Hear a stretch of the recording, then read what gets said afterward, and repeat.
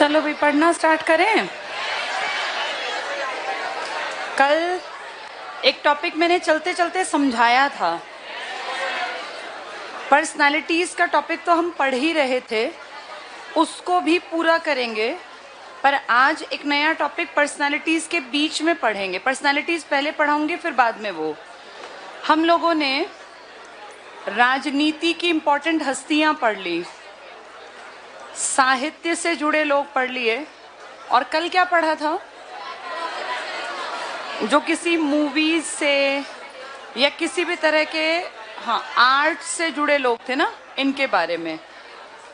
आज थोड़ा सा पढ़ लेते हैं खिलाड़ियों के बारे में। खिलाड़ियों के बारे में थोड़ा सा पढ़ देते हैं। आप जानते हैं हरियाणा का खेलों में सबसे बड़ा योगदान है। अगर हम ओलंपिक की बात करें, पैरालंपिक की बात करें, एशियन गेम्स की या कॉमनवेल्थ की, हम ये प्राउड से कहते हैं कि देश के मैक्सिमम मेडल्स उठाने वाले लड़के और लड़कियां हरियाणा के हैं। दूध दही का प्रदेश है। यहाँ ज़्यादातर लोग आज भी अपने बच्चों को कुश्ती के दंगलों में या इस तरह के खेलों में आज भी आगे बढ़ा रहे हैं। और इसके पीछे कारण है, बहुत सारे लड़के लड़कियों ने अपने घर की, परिवार की, समाज की बंदिशों को तोड़ते हुए स्पोर्ट्स में कहीं ना कहीं इतना बड़ा नाम खड़ा कर लिया अपने लिए कि उनको देख के पीछे वाले लोगों को एक संबल एक मिल गया, ताकत कि भाई हम भी ऐसे बन सकते हैं। चाहे उसमें चरखी दादरी के बलाली गांव की ये बहनें रही हों, या बीबीसी भिवानी बॉक्सिंग क्लब, और अब तो ऐसी ढेर सारे संगठन, ढेर सारी संस्थाएं हैं जो ये तो स्टार्टिंग का एकदम माइलस्टोन की यहाँ से शुरुआत फिर एक बड़े लेवल पे गई। ये इस तरह के कुछ एग्जाम्पल हैं। फिर आपके हरियाणा में ऐसे ढेरों एग्जाम्पल आ गए जिन्होंने पैरालंपिक में, ओलंपिक में, एशियन में, कॉमनवेल्थ में पूरे देश का, दुनिया में नाम खड़ा कर दिया। और उस देश का हरियाणा, क्योंकि अकेला एक छोटा सा प्रदेश है, टोटल आबादी को अगर देखें तो कितनी % आबादी हम लेके 2.09। भाई 100 करोड़ प्लस में तुम 2% हो तो 2,53,51,000 तो आबादी है हमारी। उसमें 2% में तुम मेडल लाने में कहीं 33% आंकड़ा पढ़ते हो और कहीं 50%। तो अगर ध्यान से देखा जाए तो इस 2% आबादी का एक छोटा सा हिस्सा होगा जो स्पोर्ट्स में जाता होगा। और अगर मेडल की परसेंटेज देखें तो देश के आधे या कम से कम 33% मेडल बड़े बड़े सारे स्पोर्ट्स में हरियाणा के हैं। इस हिसाब से देखें तो हरियाणा सरकार को और ज्यादा मेहनत करने की जरूरत है स्पोर्ट्स में।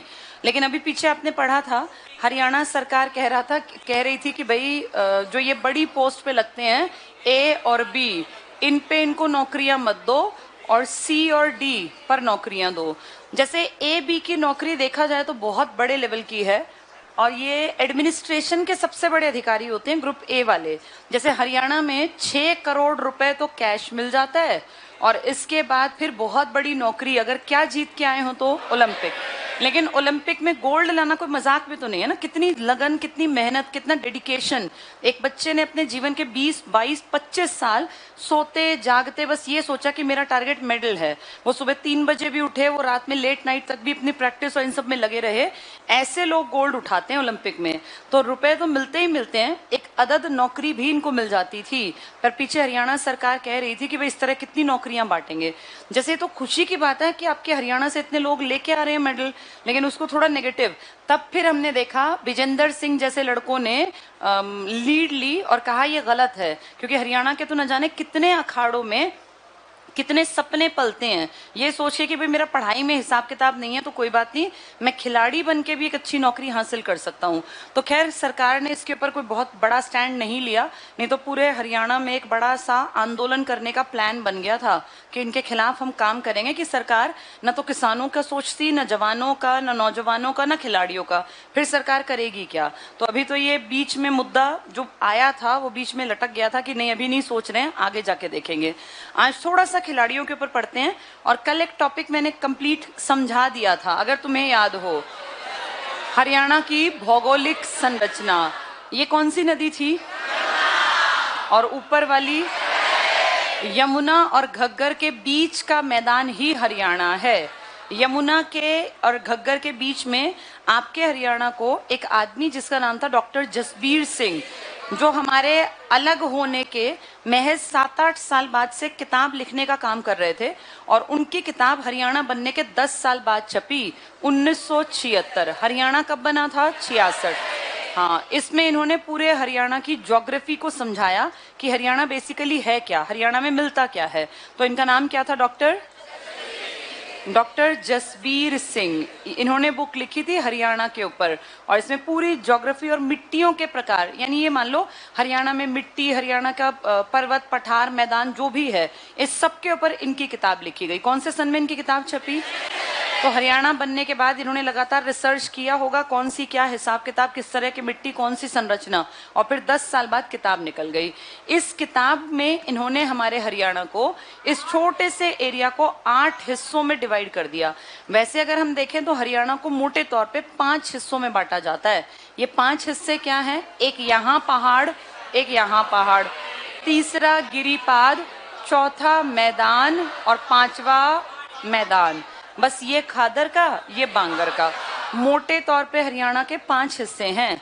लेकिन जसबीर सिंह ने कहा कि नहीं, 5 हिस्से नहीं, डिटेल्ड पढ़ने पर इसके 8 हिस्से हैं, थोड़े थोड़े अंतर के साथ। इन्होंने सबसे पहला हिस्सा कहा कि हरियाणा में शिवालिक का है, और शिवालिक मेनली 3 एरियाज में, पंचकुला, अंबाला, यमुनानगर, नारायणगढ़ तहसील, ताजेवाला, हथनी कुंड, आदि बद्री, ये सारा इलाका ना मोरनी हिल्स वाला। इसके नीचे फिर कंकड़ पत्थर थे बहुत सारे, जिसे कहते हैं गिरिपाद। गिरी मतलब पहाड़, पद मतलब पैर, तो गिरिपाद, पहाड़ों के पैरों में, यानी जो ये पहाड़ियां थी शिवालिक की। शिवालिक किसका घर रहा होगा? शिवजी। भाई शिवजी कहते हैं ऊंचे पर्वतों पर थे, पर शिवजी से संबंधित है, तो नाम क्या पड़ा? शिवालिक। इस रीजन के नीचे ये लगभग 25 किलोमीटर तक फैली चौड़ी पट्टी है, और इस पट्टी में क्योंकि कंकर पत्थर ज्यादा हैं, इसलिए खेती बढ़िया नहीं हो सकती। कंकर में कहाँ खेती करोगे? तो ये 25 किलोमीटर की पट्टी है लगभग चौड़ी, और इसका नाम दे दिया गया है गिरिपाद। गिरी का मतलब पहाड़, पद पैर, पहाड़ों के पैरों में स्टार्ट होती है, और इसमें भी वही 3 जिले आएंगे। कौन कौन से? इन तीनों में ही गिरी हैं, तो इन्हीं में गिरी के पैर भी होंगे, इसलिए गिरिपाद मैदान भी इन 3 में। इसके बाद एक बड़ा हिस्सा ये वाली बेल्ट का, यहाँ से मान लो जो हरियाणा का सबसे बड़ा हिस्सा है, यहाँ आपका कुरुक्षेत्र था ना, याद हो आपको? फिर इसके 2 पैर थे, कैथल और करनाल। यहाँ से आपकी पुरानी जलोढ़ मिट्टी स्टार्ट हो गई, और फिर पूरी बेल्ट ये यहाँ से फैली हुई, ये पूरा बांगर का इलाका है। राजस्थान से थोड़ा पहले अगर एक एक जिले को छोड़ दें इस पट्टी को, तो ये पूरी बेल्ट सबसे ज्यादा उपजाऊ इलाका का एक पार्ट है। ये नहीं है, ये पार्ट है उसका। और यहाँ कभी पुराने समय में ये घग्गर और यमुना जब रास्ते अलग लेती होंगी, तो अपने साथ ये मिट्टी बहा कर लाई होंगी, और वो मिट्टी यहाँ इन्होंने निक्षेपित कर दी। तो सबसे बढ़िया अगर कहें बड़ा एरिया, तो ये जलोढ़ का मैदान है, जल द्वारा ढोकर लाई गई। लेकिन ये पुराना मैदान है, तो इसे कहते हैं पुरानी जलोढ़ मिट्टी, और इसको नाम दे दिया बांगर। तो बांगर का इलाका सबसे बड़ा इलाका है आपके पूरे हरियाणा का, क्योंकि शिवालिक तो छोटा सा एरिया है। कितने % पर है? 1.67। और ये महज कितनी बताई मैंने? 25। तो ये तो बहुत ही कम है, क्योंकि टोटल एरिया में 25 क्या माने। ये वाला जो इलाका है सबसे बड़ा, ये बांगर का है, पुरानी जलोढ़ मिट्टी। इसके बाद यहाँ जो एरिया है ये घग्गर का, यहाँ हर साल थोड़ी थोड़ी बाढ़ का मतलब ज्यादा पानी नहीं, लेकिन मिट्टी की एक नई परत हर बार आ जाती है, जिसे हम कहते हैं खादर। तो ये वाला इलाका और ऐसे ही ये वाला इलाका, इनमें कौन सी मिट्टी मिलेगी आपको? खादर। हरियाणा के सोनीपत में एक इलाका जो जीटी रोड से उस तरफ का है, मुरथल साइड का, वो खादर है, और इस तरफ के इलाके को कह देते हैं बांगर। ये जो बीच बीच में मैं बना रही हूँ, ये जलोढ़ मैदान है। लेकिन कैसे जलोढ़ हैं ये नए, इन्हीं को कहते हैं बाढ़ का मैदान। यहाँ कोई बाढ़ नहीं आती, पर हर साल मिट्टी थोड़ी थोड़ी एक्स्ट्रा नई परत बनती जाती है, इसलिए इनका नाम क्या पड़ा? हाँ, इसका नाम क्या है? जलोढ़। ये जलोढ़ ये भी है, लेकिन ये बाढ़ का मैदान इसलिए है ताकि आप समझ पाएं कि हर साल मिट्टी की नई परत आ गई। बाढ़ मतलब थोड़ी सी नई परत, और यहाँ जलोढ़ का मतलब प्राचीन पुराने टाइम की ढोकर लाई गई। यानी एक चीज के दो पार्ट बना दिए। तो बांगर मिट्टी, खादर मिट्टी दोनों जलोढ़ हैं। प्राचीन है तो जलोढ़ पुराने वाली बांगर, और नई है तो बाढ़ का मैदान, या जिसे आप कहते हैं खादर। एक ये लक्षण था, दूसरा, तीसरा, ये चौथा, 4 लक्षण हो गए। इस तरफ आ जाते हैं। यहाँ सबसे निचला इलाका है हरियाणा का, सबसे निचला इलाका।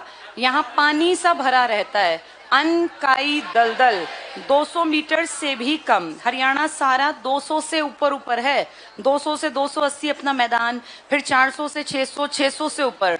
लेकिन इसको अगर देखें तो 200 मीटर से भी कम ऊंचाई पर स्थित है, और इसी को आप कहते हैं ये हमारा अनकाई दलदल।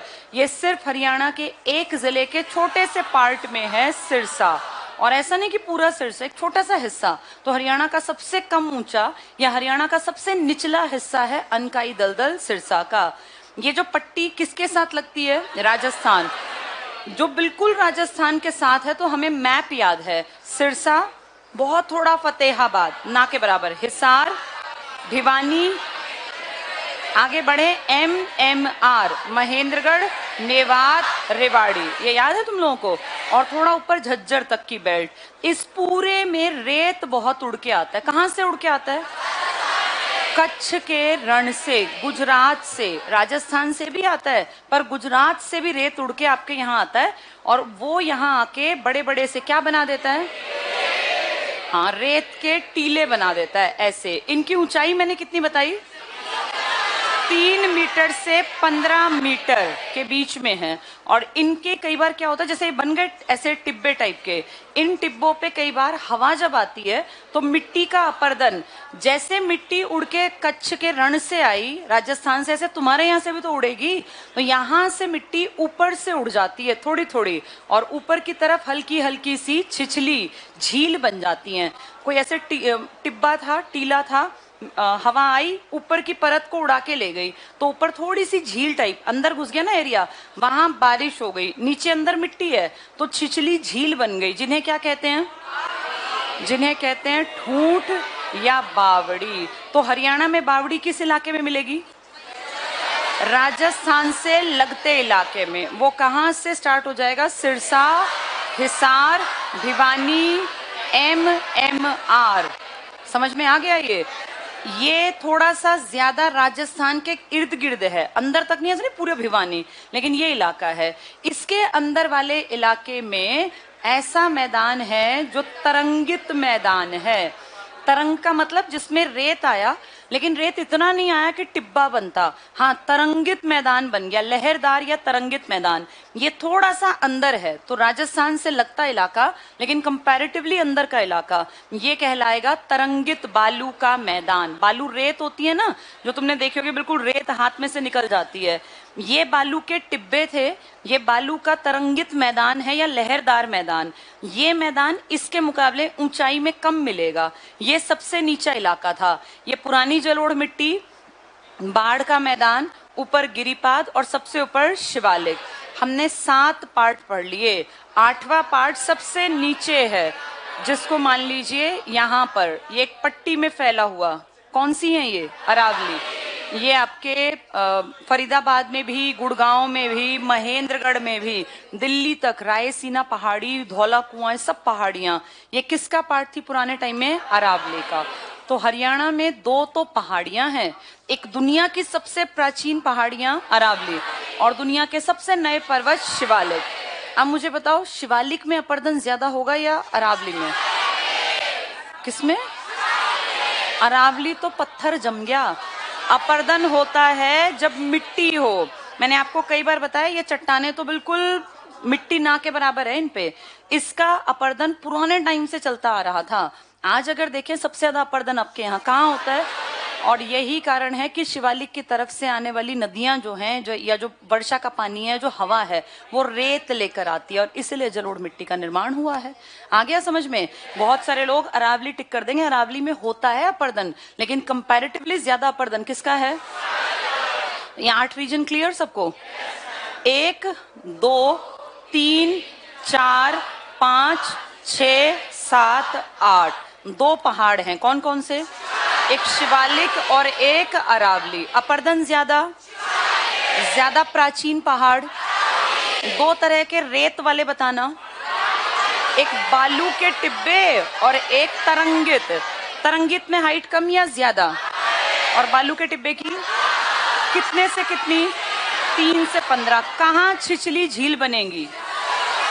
बालू के टिब्बे में, क्योंकि उसी के ऊपर की मिट्टी उड़ जाएगी। इसको ऐसे देख लो, ऐसे मान लो टिब्बे थे ये, इनके ऊपर हवा आई और हवा यहाँ की मिट्टी को उड़ा के ले गई। अब ये नीचे तो मिट्टी है ना इसके, ये तो पूरा मिट्टी से भरा हुआ मान लो। अब यहाँ पे हल्की सी बारिश होते ही ये झील बन गई। इसी को क्या नाम दिया गया? ठूंठ या बावड़ी। बावड़ियों का शहर कौन सा है तुम्हारा? बावड़ियों का नगर, वेरी गुड। बावड़ियों का नगर कौन सा है? नारनौल। किसे कहते हैं? नारनौल। जल महल याद है? कहाँ था? शाह कुली खान ने बनवाया था ना, जिसने किसको मरवाने में मदद की थी? हाँ, हेमचंद्र विक्रमादित्य। तो जल महल जहां है वहीं पर बावड़ियों का या तालाबों का शहर कह दें तो भी नारनौल है। ये 8 बातें क्लियर हो गई सबको? तुम्हारा हरियाणा किस काल में बना? 4 युग बताए थे कल मैंने। एक था ओजोइक, दूसरा था पैलियोजोइक, तीसरा था मेसोजोइक और चौथा था CENE सेनेजोइक। बताओ हरियाणा ओजोइक काल में था? निर्जीव था, पता भी नहीं था। पैलियोजोइक पहला, इसे क्या कहें? पहला जीवन काल या जीवन युग। ये कौन सा काल था? इसमें कोई एक सिंगल सेल अमीबा भी नहीं था, निर्जीव काल था। मीसोजोइक में सबसे ज्यादा हरियाणा में जो चेंजेस आने स्टार्ट हुए, नदियां, थोड़े पहाड़, जो ये जैसा आज है, इसकी शुरुआत किस काल में हुई? और बहुत बढ़िया उभार कहाँ दिखने लगे? सेनोजोइक। इसमें प्रॉपर हरियाणा के, भाई ये हरियाणा की एक अलग से स्थलाकृति है। ये बात क्लियर हो गई सबको? किसने लिखी है ये सारी बातें? डॉक्टर जसबीर सिंह ने। कब किताब बनी इनकी? 1976 में, हरियाणा बनने के 10 साल बाद। जिसमें कितने भौगोलिक आधार बताए? 8। 2 पहाड़, 2 मैदान, 2 तरंगित वाले मैदान, एक अनकाई दलदल और एक क्या था? हाँ देखो, एक गिरिपाद। 2 पहाड़ हो गए शिवालिक अरावली, 2 बालू वाले तरंगित और टिब्बे, 2 जलोढ़, एक प्राचीन और एक नवीन, एक अनकाई दलदल और एक गिरिपाद मैदान। अब अगर पेपर में आए तो इसमें नंबर मत कटवाना, ये इंपॉर्टेंट टॉपिक है। चलो इसको पहले करा देती हूँ क्योंकि ये थोड़ा टफ लगता है बच्चों को। इसके साथ फिर अपनी पर्सनालिटीज पढ़ेंगे। तुम आओ पेज नंबर 87 पर। 87। अगर कोई चीज समझ में आ जाए ना, फिर होती है बेहद आसान। जब तक समझ में ना आए तब तक लगता है पता नहीं आंसर क्या होगा। 87 पेज पे आ जाओ। Geographic structure and soils of Haryana. किसी दिन मिट्टी पढ़ लेंगे, ऐसे ही टॉपिक कंप्लीट समझ में आ जाएगा। पहला देखो पढ़ा के, हरियाणा की संरचना। हरियाणा मैदानी क्षेत्र है जिसमें समय के साथ साथ परिवर्तन होते रहे। तुम्हारा कितना हिस्सा मैदानी है? हरियाणा का कितना हिस्सा मैदानी है? हरियाणा का 93% हिस्सा मैदानी है। ध्यान से समझो, कितना % हिस्सा मैदानी है? इसका 68% और 25.5% ये मैदान है खादर और बांगर, जो तुम अभी पढ़ के आए थे। और ये मैदान है तरंगित बालू का और रेत के टीलों का। है तो मैदान ही ना वो भी। ये 4 तरह के मैदान हैं। ज्यादा बढ़िया मैदान कौन सा है? 68%। 68 को तुम यहाँ कह सकते हो ये समतल मैदान है, बिल्कुल प्लेन। और इसको तुम कह सकते हो ये तरंगित कह लो, या कह सकते हैं लहरदार, क्योंकि इसमें आपको ऐसी ऐसी रेत की परत मिल जाएंगी। और जहां रेत की परत ज्यादा बड़ी हो गई वो क्या बन जाएंगे? बालू के टिब्बे। तो ये ध्यान से समझ लो, लिखा ये किताब में भी है, पहले समझ लेना। अब वो कहेंगे मैदान कितना % है? 93%। 93% में से वो पूछेंगे कि 68% कैसा है? समतल। और ये कैसा है? तरंगित, या कह लो बालू का। ज्यादा उपजाऊ तरंगित वाला होगा या समतल वाला? ठीक है, अब सिर्फ पढ़ना है, जो मैं कहूं वो लिख लेना, सिर्फ पढ़ो इसको। हरियाणा मैदानी क्षेत्र है जिसमें समय के साथ साथ परिवर्तन होते रहे, फिर भी निर्जीव युग, अंडरलाइन करो, निर्जीव युग, ऑज़ोइक काल जिसमें कोई लाइफ नहीं थी, सब कुछ था ही नहीं कुछ भी लाइफ के नाम पर, और जीवन युग का पहला काल जिसे कहते हैं पैलियो, लिखा है ना पहले, इसको पैलियो लिख लो, PALEO, पैलियोजोइक, प से प्रथम, प से पैलियोजोइक, प से पहला काल। तो लाइफ की पहली शुरुआत पैलियोजोइक। कहाँ हुई लाइफ की शुरुआत? पानी में, सिंगल सेल अमीबा। आगे पढ़ना, पैलियोजोइक काल के दौरान भूगर्भिक संरचना में कोई बदलाव नहीं आया। तो जब ये सिंगल सेल वाली चीजें थी ना, तब ज्यादा पहाड़ पर्वत नहीं थे, बस लाइफ पानी के अंदर स्टार्ट हुई थी। किस काल में? पैलियो में। आगे अंडरलाइन करो, मध्य जीवन युग, अब लाइफ चलेगी। मध्य जीवन युग, मध्य को कहते हैं मेसो, अंडरलाइन कर लो, मेसोजोइक काल। हरियाणा की भूगर्भिक संरचना में परिवर्तन शुरू। तो हरियाणा कब आपको दिखाई देने लगा धरती पर? मेसोजोइक काल में। किन दो कालों में हरियाणा नहीं था या था, दिखता नहीं था? ना ओजोइक में था, ना पैलियोजोइक में। किस में हरियाणा भाई चेंज आने लग गया? और किस में बहुत बढ़िया उभरा? सेनेजोइक में। यहाँ लिख लो CENEZOIC, सेनेजोइक। जो आज हरियाणा है ना, ये सेनेजोइक के बाद से है। लेकिन अगर पूछे हरियाणा में भू आकृतिक परिवर्तन, संरचना के परिवर्तन कब हुए, तो मेसोजोइक। ये क्वेश्चन देख के, लैंग्वेज देख के, पढ़ के, समझ के टिक करके आना। पता चला क्वेश्चन सेने का पूछा, तुम मेसो टिक कराए, मेसो कब टिक करोगे? वो कहेंगे हरियाणा में भूगर्भिक हलचलों की संरचना कब दिखाई देने लग गई? मेसो। और बहुत ज्यादा विकास किस काल में हुआ? सेनेजोइक में। ठीक है, आगे पढ़ लो। ये भौगोलिक वर्गीकरण छोड़ो, ये भी मैंने समझाया नहीं है। भौगोलिक संरचना पे आओ नीचे। ये वर्गीकरण समझाऊंगी मिट्टियों से पहले। भौगोलिक संरचना पे आ जाओ। समुद्र तल से हरियाणा की ऊंचाई 200 से 300 मीटर है। 200 से, ये समुद्र तल कहां से मापते हैं? कौन से समुद्र में जाते हैं इसको मापने?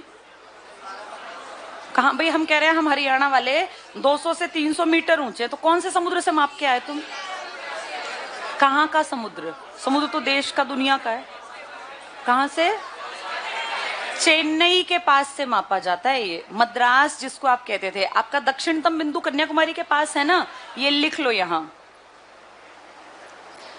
चेन्नई। मतलब उसको ये मान लो कि एक पैरामीटर ले लिया भाई, चेन्नई के ऊंचाई से कितना ऊंचा, तो आप कितने मीटर पर है?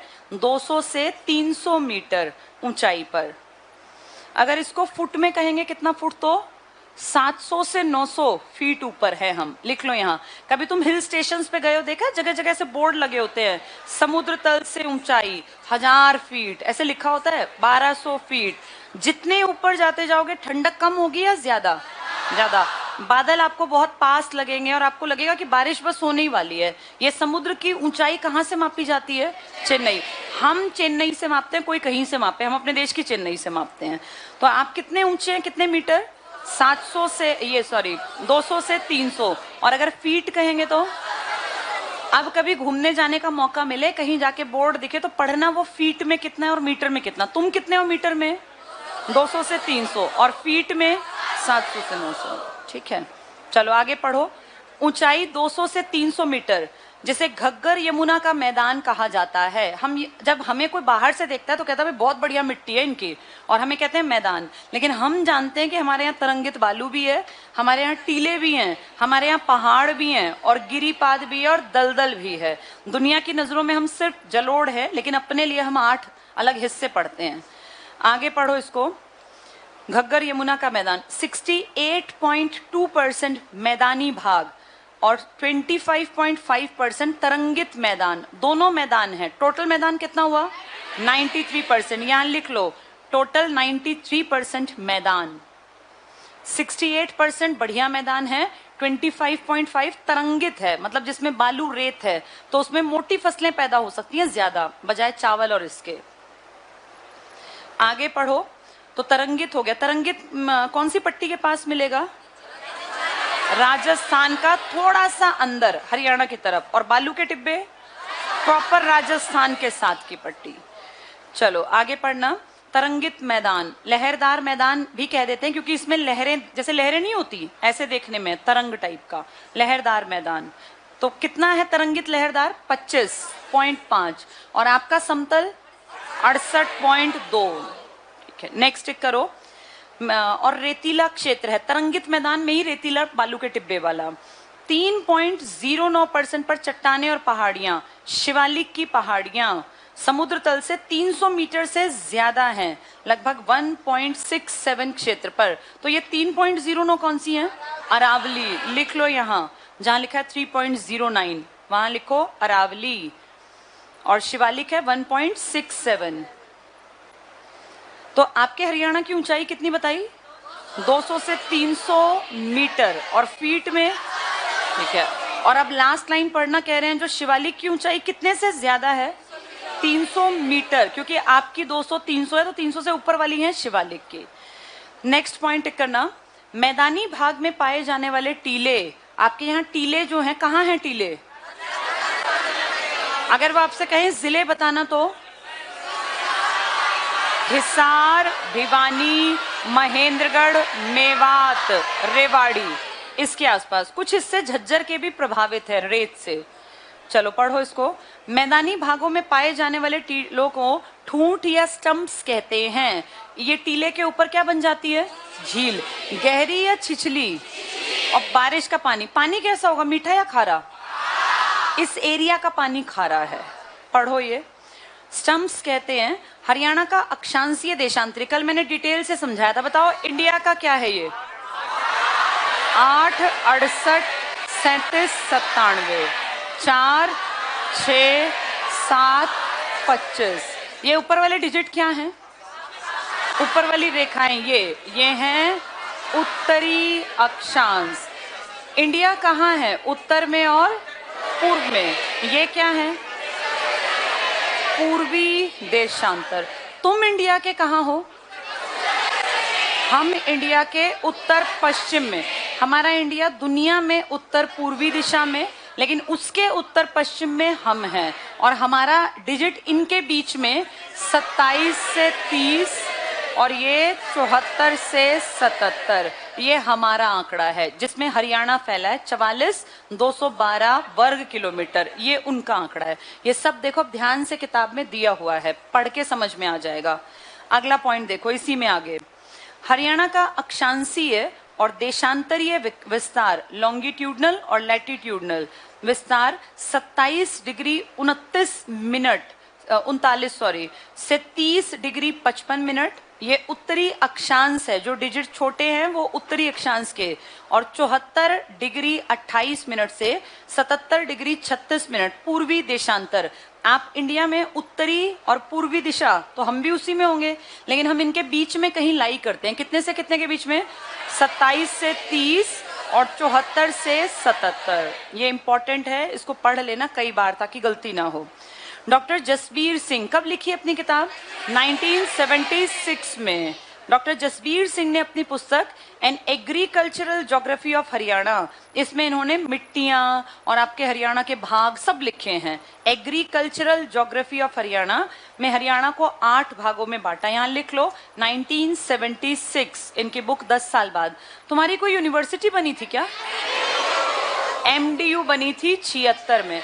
तुम्हारा पहला इंडिपेंडेंट जो तुमने अपना कामकाज किया था वो था HAU 1970 में। ठीक है, अगला पॉइंट देखो, शिवालिक, इसका नाम किस भगवान के नाम पर है? शिव जी। ऊंचाई कम या ज्यादा? अगर हिमालय से कंपेयर करें तो सबसे कम, लेकिन अपने आप को देखें तो सबसे ज्यादा। अपर्दन कम या ज्यादा? तभी तो जलोढ़ और ये सब है यहाँ। अंडरलाइन करो शिवालिक। ये राज्य के उत्तर पूर्वी भाग में। तुम हरियाणा वाले कहाँ हो? तुम इंडिया के उत्तर पश्चिम में। कितने डिग्री के बीच में? 27 से 30, 74 से 77। तुम्हारा इंडिया कहाँ है? उत्तर में और पूर्व में। और आप कहेंगे तुम्हारे यहाँ के ये शिवालिक कहाँ है, तो ये कहाँ है? हाँ, ये टिक कर लो, उत्तर पूर्वी भाग। कौन से 3 जिलों में होंगे ये? पंचकुला, अंबाला, यमुनानगर। अंडरलाइन रखना, उत्तर पूर्वी भाग। हरियाणा की कुल क्षेत्रफल का 1.67।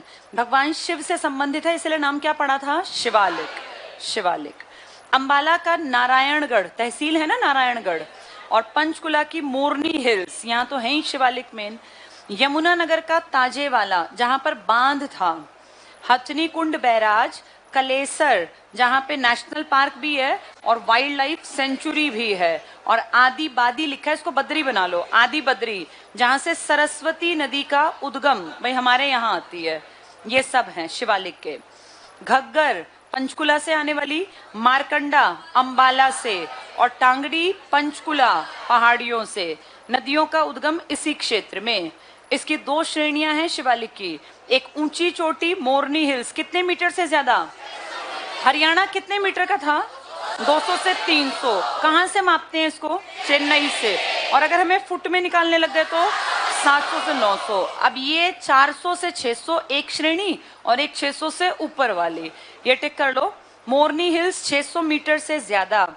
निम्न श्रेणी 400 से 600, यानी पहाड़ कितने से ऊपर ऊपर हैं? 400। जो शिवालिक हैं इनकी ऊंचाई 2 पार्ट्स में डिवाइड कर दी। पहली 400 से 600 मीटर और दूसरी 600 मीटर से ज्यादा। हरियाणा का कितना बता रहे थे ये? 200 से 300 मीटर। तो तुम खुद देखो ये दुगनी हो गई। तो शिवालिक सबसे ऊंचे पहाड़ हैं हरियाणा के, लेकिन अगर इनको हम हिमालय में कंपेयर करें तो सबसे निचले, सबसे छोटे और सबसे नए पार्ट्स हैं ये। चलो आगे टिक कर लो ये। तो 400, 600, 600 से ज्यादा। सेकेंड हाफ में देखो ऊपर, इस क्षेत्र में सबसे बड़ी चोटी है करोह। करोह आपने बहुत बार सुन ली, कितनी है? अगर पेपर में 1467 आ जाए बहुत अच्छी बात, क्योंकि विकिपीडिया और सारी साइट्स पे ये मिलेगी। भारत सरकार के सर्वे ने भी ये बताया, लेकिन हरियाणा ने जितनी बार पूछा उन्होंने किसको दिया? 15, 14। अगर ये नहीं मिलती तो इसके साथ चले जाना। दोनों ठीक नहीं है, ज्यादा ठीक है ये वाली, लेकिन अगर पेपर में नहीं आई, क्योंकि बहुत बार नहीं आई, तो फिर टिक करनी पड़ेगी 15, 14। ये टिक कर लो। सबसे बड़ी चोटी, ऊंची चोटी करोह मोरनी हिल्स 15-14 मीटर है। वास्तविक ऊंचाई कितनी है? 1467। वैसे एवरेज कितनी थी? 400 से 600 और 600 से ज्यादा, लेकिन उसके मुकाबले इसकी हाइट सबसे ज्यादा है। नाम क्या है इसका? करोह। अगले पे आ जाओ, गिरिपाद। गिरी का मतलब पहाड़, पद पैर, पहाड़ों के पैर। क्या मिलेंगे यहाँ? बहुत सारे कंकर। तो उपजाऊ होगा या कम उपजाऊ? ठीक है, पढ़ो। ये यमुनानगर, अंबाला, पंचकुला, जहां पहाड़ है वहीं उनके पैर होंगे, इसीलिए जिले में 25 किलोमीटर लंबी चौड़ी पट्टी के रूप में विस्तृत है। इस मैदान को, है तो मैदान लेकिन बढ़िया नहीं है, स्थानीय भाषा में घर या धर, इसको डबल टिक कर लो। यहाँ के लोकल लोग कहते हैं ये हमारा घर या धर है, मैदान का नाम। इस मैदान में बने गहरे गड्ढे को पहाड़ी भाषा में चो कहते हैं। तो घर या धर और चो ये किसके शब्द हैं? उस पट्टी के, जो कहां कहां फैली है? पंचकुला, अंबाला, यमुनानगर। कितने किलोमीटर चौड़ी? 25। जिसका नाम क्या लिखा जसबीर सिंह ने? गिरिपाद मैदान। आगे टिक कर लो। घर चो पहाड़ी भाषा में। इनमें भारी भरकम कंकड़ पत्थर मिलते हैं जिन्हें भाभर कहते हैं। इसकी औसत ऊंचाई 300 से 400। अभी पहाड़ कितने से स्टार्ट थे? 400 से 600, 600 से ज्यादा, और एक तो बहुत ही ज्यादा था, कितना? 15, 14 या 1467। आप सोचो 400 से नीचे नीचे आएंगी अब सारी बातें, क्योंकि उससे ऊंचा कोई होगा ही नहीं। तो ये कितने से कितना है? 300 से 400। हमने 400, 600, 600 प्लस पढ़ लिया, अब 300, 400 पढ़ रहे हैं। ठीक है, पेपर में आ जा, बताओ इसका ढाल किस तरफ से किस तरफ है? जो मैंने अभी ड्रॉ किया था ये है किस तरफ इसका ढाल? इसका ढाल किस तरफ है? अगर पानी चले तो कहां से कहां चलेगा ये लिख लो। लिखो ढाल, पेपर में ढाल की आ जाएंगी डायरेक्शंस। लिखो ढाल उत्तर पूर्व से दक्षिण पश्चिम की तरफ है। गिरिपाद का ढाल उत्तर पूर्व से दक्षिण पश्चिम। अब वहां बैठ के ड्रॉ करके थोड़ी ना इसको निकालोगे कि कौन सा ढाल है, ये याद होना चाहिए कहां से कहां है।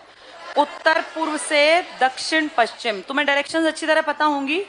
उत्तर पूर्व मतलब कहां हुई? ऐसे निकालते हैं ना, ये उत्तर दक्षिण, पूर्व पश्चिम। उत्तर पूर्व का मतलब यहां, यहां से ऐसे ऐसे। ठीक है, इस तरह से ये पत्थर पत्थर, कितने किलोमीटर चौड़ी पट्टी है ये?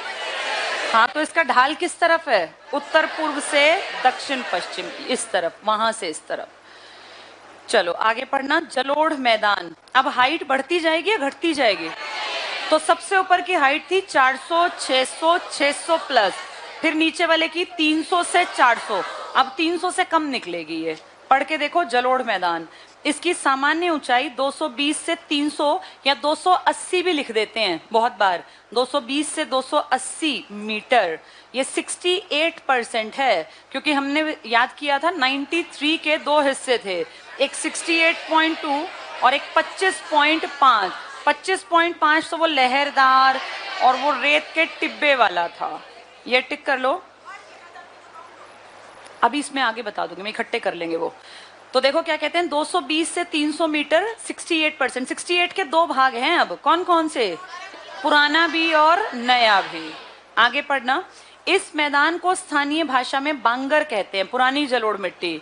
ये मैदान करनाल से स्टार्ट हो गया, कैथल, कुरुक्षेत्र, तो ऊपर कुरुक्षेत्र हो गया, इसके नीचे कैथल, करनाल, फिर सोनीपत, पानीपत, जींद, रोहतक। ये पट्टी किसके पास नहीं बताई इन्होंने? राजस्थान, क्योंकि राजस्थान के साथ कौन सी पट्टी आएगी? बालू, रेत के टिब्बे और लहरदार तरंगित मैदान। आपके ऊपर रोहतक तक ये खत्म हो गई पट्टी, पर बड़ा हिस्सा इसी ने कवर किया। ये टिक कर लो, यहाँ लिख लो, उच्च भूमि के जलोढ़ मैदान कहलाते हैं ये, क्योंकि पुराने हैं ना, निम्न भूमि वाले हैं ये, बाढ़ वाले। उच्च भूमि के जलोढ़ मैदान, पेपर में आ जाएगा। उच्च भूमि के जलोढ़ मैदान किसका नाम है? बांगर का। उच्च भूमि के जलोढ़ मैदान बांगर का नाम है ये। उच्च भूमि के जलोढ़ मैदान। अब जो पढ़ के जाए पर छोटी चीजों पे ध्यान ना दे, उसका नंबर जाएगा ही जाएगा। पेपर में आ जाए, उच्च भूमि के जलोढ़ मैदान निम्न में से किसे कहा जसबीर सिंह ने? तो अपना दिमाग दौड़ाना कि जलोढ़ है, जलोढ़ दो तरह के हैं, या तो खादर या बांगर। जिसमें हर साल मिट्टी जमेगी वो नीचा इलाका होगा, ऊंचे पे थोड़ी हर साल पानी जाएगा। तो उच्च भूमि क्या कहलाएगी? बांगर। बस ये समझ का फर्क होता है छोटे छोटे शब्दों से। अब वो कह देंगे निम्न भूमि के जलोढ़ मैदान, तो वो खादर की बात कर रहे हैं। चलो आगे पढ़ना, बाढ़ का मैदान। अब किसकी बात करेंगे ये? अब ये खादर की, क्योंकि बाढ़ तो हर बार नीचे वाले इलाके में। जिन जलोढ़ मैदानों पर प्रत्येक वर्ष बाढ़ आती है, ये बाढ़ से मतलब है नदी का पानी, ये वैसी भयानक बाढ़ नहीं, उसे बाढ़ का मैदान कहते हैं। नवीन जमा मिट्टी को क्या कहते हैं? खादर। ये 68.21 का ही पार्ट है ये भी, ऐसा नहीं कि बांगर बांगर, ये भी है, पर ये कम है वो ज्यादा। ये टिक कर लो, नवीन जमा मिट्टी को खादर। मारकंडा नदी, याद है तुम्हें मारकंडा नदी? मार्कंडे ऋषि थे, कोई यूनिवर्सिटी भी थी मुलाना अंबाला में, जो क्या थी? पहली निजी प्राइवेट यूनिवर्सिटी, 1993, वही नदी। मारकंडा नदी के मैदान को बेट कहते हैं। ये पता नहीं कितनी बार एग्जाम में आ गया और लगभग बच्चे वहां जाके परेशान होते हैं। एक बार बोर्ड पे देखो क्या बताया इन्होंने हमें, कौन सी नदी का मैदान? एक नदी है मारकंडा, इसके मैदान को क्या कहते हैं?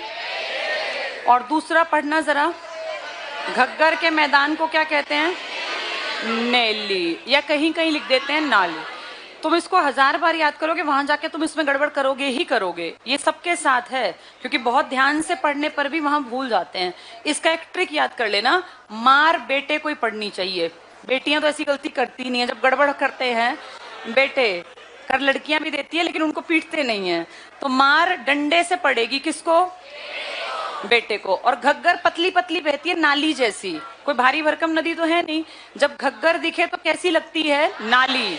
और मारकंडा बेट, बेटा, तो बेट से याद कर लेना, फिर गड़बड़ नहीं होगी वरना भूल जाओगे। घग्गर नदी के मैदान को क्या कहते हैं? ये क्या है ये मैदान? जलोढ़। कौन सा जलोढ़ है?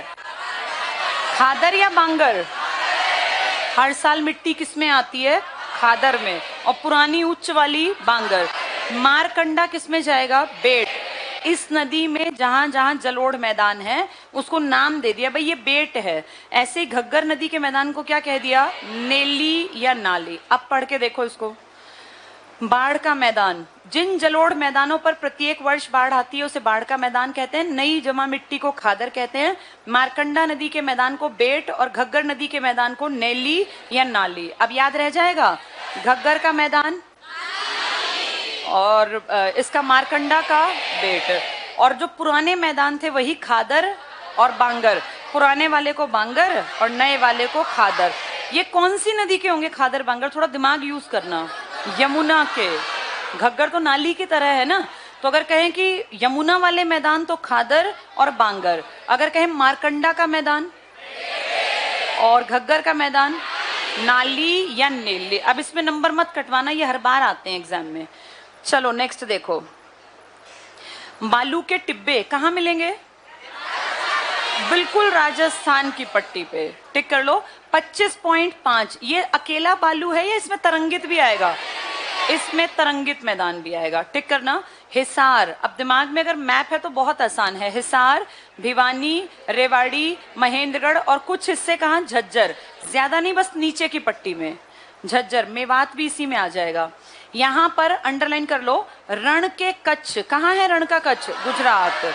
से आने वाली गर्म शुष्क पवनें बालू युक्त मिट्टी को लेकर आती हैं। इन टिब्बों की ऊंचाई कितने से कितने मीटर? और 1 मीटर में लगभग कितने फुट होते हैं? 3 फुट, लगभग 3 फुट यानी 6 फुट तक। तो ऊंचे ऊंचे टीले बन जाते हैं और इन टीलों में जब बारिश का पानी गिर जाता है तो छिछली झील बन जाती है, जिसे कहते हैं ठूंठ या बावड़ी या स्टंप्स कहा जाता है। ये किस पट्टी में मिलेगी? राजस्थान के पास वाली पट्टी में। ये टिक कर लो। तो 3 से 15 मीटर लिख लो। 1 मीटर 3 फीट, ताकि तुम्हें आइडिया रहे कि काफी ऊंचे होते होंगे ये टीले। स्थानीय भाषा में इन्हें ताल कहते हैं। ताल होता है पानी का इलाका, और यहाँ पानी भरना ही भरना, इसलिए नाम क्या पड़ गया? ताल। ताल मतलब तालाब होता है। और इन तालों में छिछली प्रकार की अस्थाई झील। अस्थाई क्यों कह रहे हैं? ये रेत अगर कच्छ के रण से हरियाणा में आ सकता है तो ये उड़ के आगे भी तो जा सकता है ना कहीं, इसलिए ये स्थाई है या अस्थाई? अस्थाई। ये टिक कर लो। अस्थाई झील बन जाती है जिन्हें ठूंठ या बावड़ी कहते हैं। इस मैदान में भूमिगत पानी नीचा और खारा।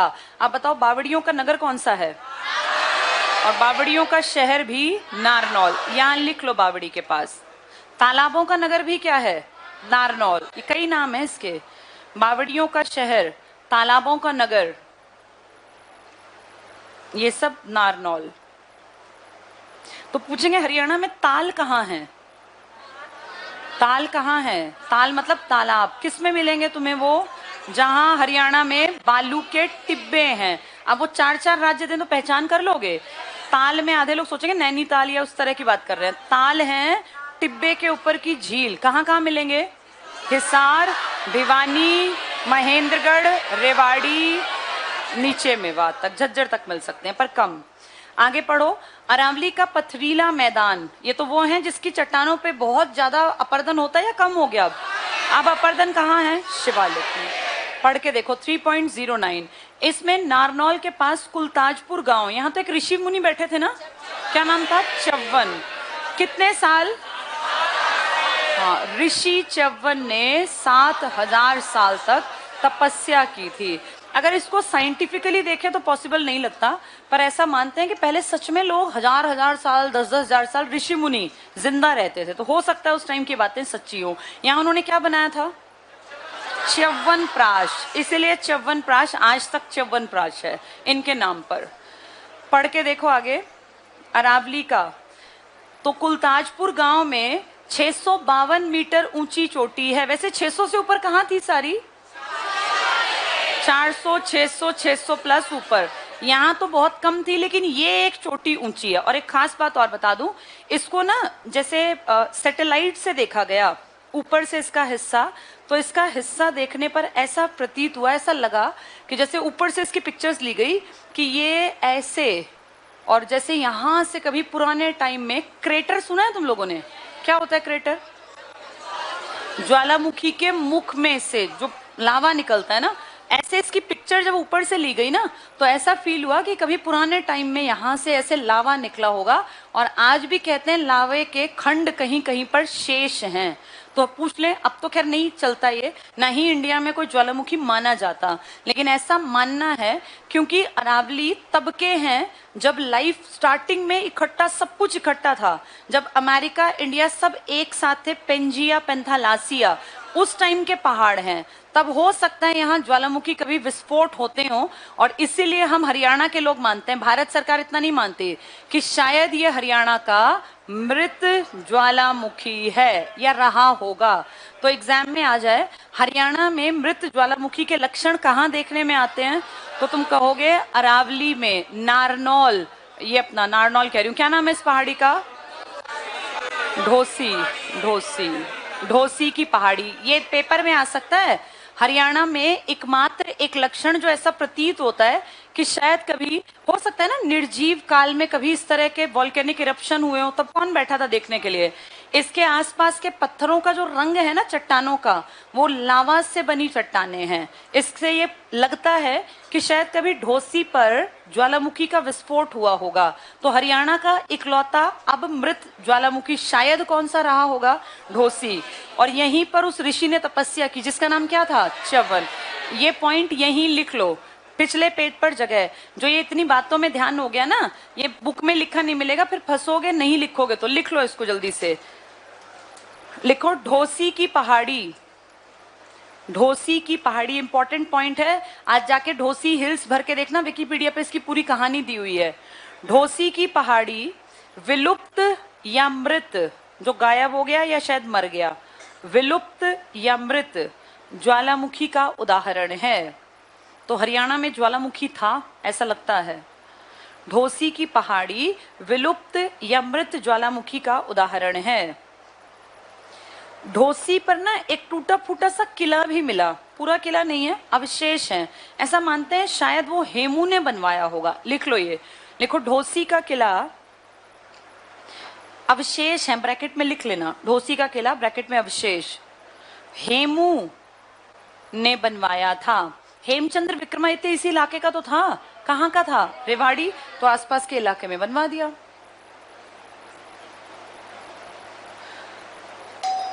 ठीक है, चलो जल्दी से इसके लास्ट को टिक कर लेते हैं। अरावली हो गया, अरावली पढ़ रहे थे ना हम, 652 मीटर ऊंची चोटी। तो क्या पढ़ा हमने, क्या थी शायद ये पहले, ये शायद मृत या विलुप्त ज्वालामुखी हरियाणा का। आगे पढ़ लो, ये धौला कुआं दिल्ली से करोल बाग होते हुए रायसीना की पहाड़ी, क्या है रायसीना में, राष्ट्रपति भवन, वहां तक विस्तृत है।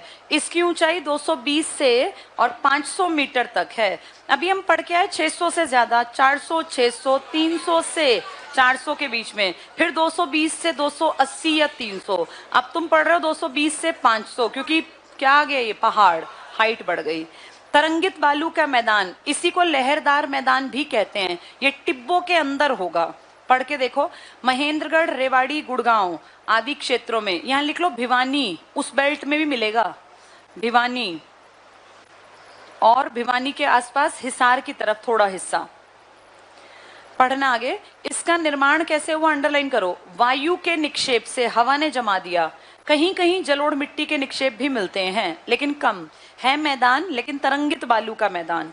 अनकाई दलदल पे आ जाओ, राज्य का एकमात्र ऐसा क्षेत्र जिसकी ऊंचाई 200 मीटर से भी कम है, क्योंकि तुम्हारी एवरेज ऊंचाई कितनी थी हरियाणा की, 200 से 300 पढ़ा था ना हमने, और फीट में कितनी, 700, 900। फिर हमने पढ़ा 400, 600, 600 से ऊपर, 300 से 400, 220 से 280। कौन सा 200 से नीचे है, अनकाई दलदल, सिर्फ एक सिरसा में है। जल्दी से टिक कर लो, 200 मीटर से भी कम है जो सिरसा में है। अंडरलाइन कर लो, हरियाणा का सबसे कम ऊंचाई वाला भूभाग। यहाँ इंपॉर्टेंट लिख लो, इंपॉर्टेंट है ये पॉइंट।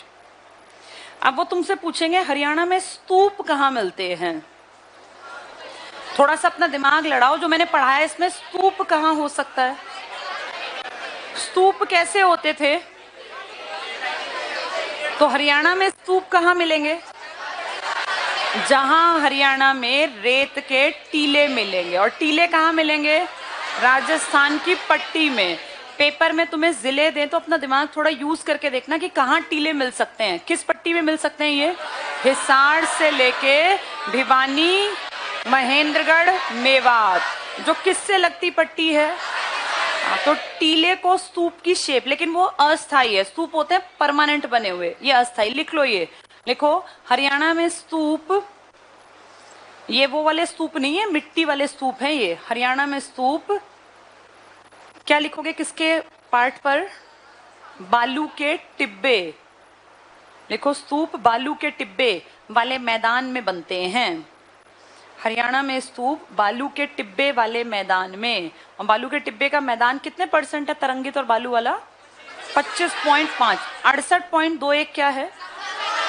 खादर और बांगर। उसमें उच्च भूमि वाले का नाम और निम्न भूमि वाले का बेट क्या था? बेट मारकंडा। और नेली नाली क्या था? किस चीज को चो या धर या घर भी नाम दिया गया था? गिरिपाद मैदान। चलो बाकी कल पढ़ेंगे।